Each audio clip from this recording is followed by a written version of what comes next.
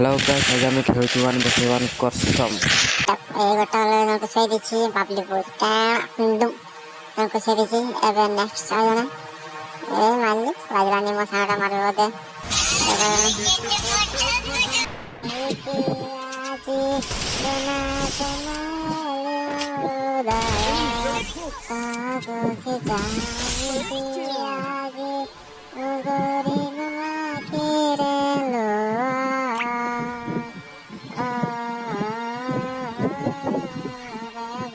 পাইকে আজি সোনা সোনা এলাম দয়া তকসি যাইকে আজি নকরে নুনাকে